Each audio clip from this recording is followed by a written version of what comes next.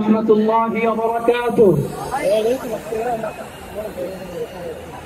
আমাকে আজকের এই জনসমুদ্রকে শান্ত করার জন্য বলা হয়েছে। আমি জানি না আপনারা কি শান্ত হবেন না অশান্ত হয়ে যাবেন।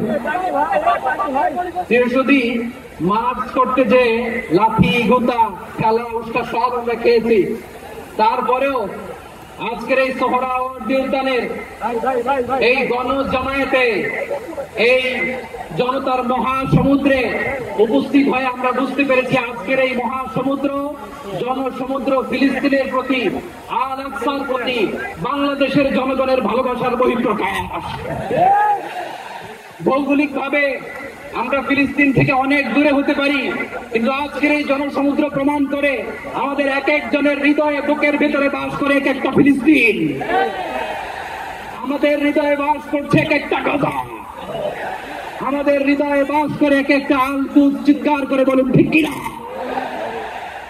আমরা আজকে সংহতি প্রকাশ করব আমাদের মুসলিম ভাইদের উদ্দেশ্যে।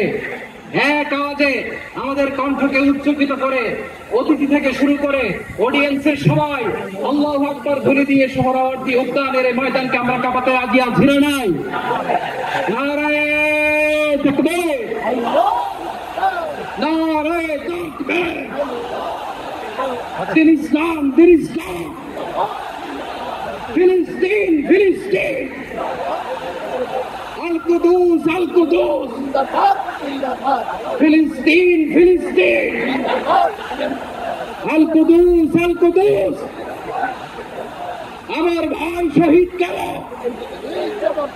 জাতিসংঘ জবাব চায়। গাজায় গণহত্যা কেন? জাতিসংঘ জবাব চায়।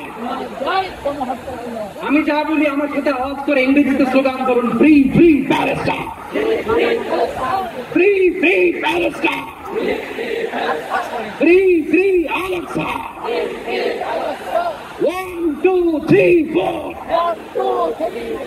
genocide no more,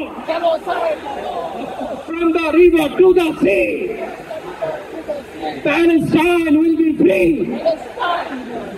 নারায়ে তাকবীর। ওয়া মা আলাইনা ইল্লাল